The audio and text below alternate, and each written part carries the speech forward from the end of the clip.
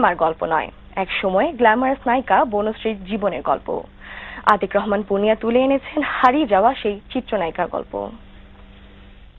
বনশ্রী ৯০-এর দশকের মাঝামাঝি সময়ে সোহরাব রুস্তমের মতো জনপ্রিয় ছবি দিয়ে যার রূপালী পর্দায় অভিষেক।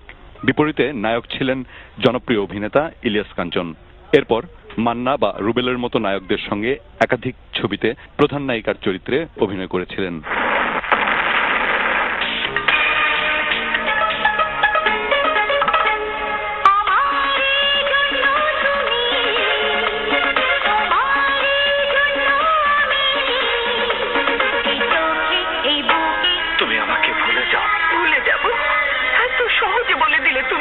পত্রপত্রিকায় তাকে নিয়ে লেখালেখি হতো, বিত্ত, বৈভব, খ্যাতি সবই ছিল।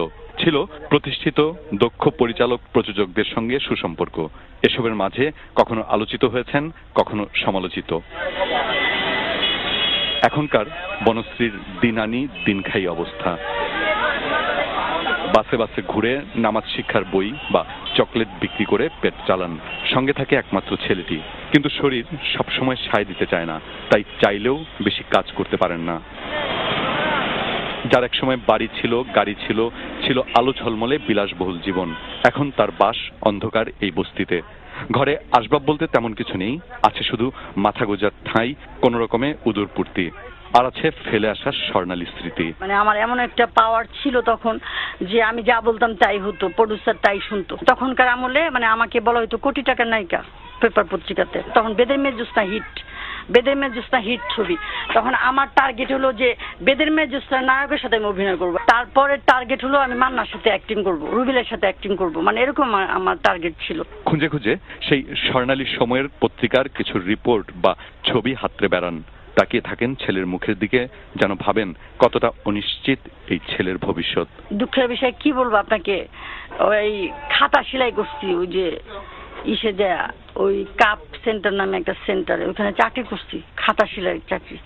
ওইটা করে কিছুদিন ছেলেকে বাঁচাইছি। তারপরে আমি চকলেট বিক্রি করছি কিছুদিন। তারপরে এখন এই যে রোজার মাস থেকে যে নামাজ শিক্ষা বিক্রি করতেছি।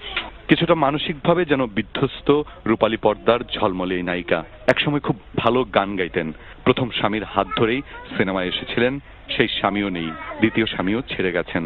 আর ছিল এক মেয়ে, তাকেও অপহরণ করা হয়েছে বলে বনশ্রীর অভিযোগ।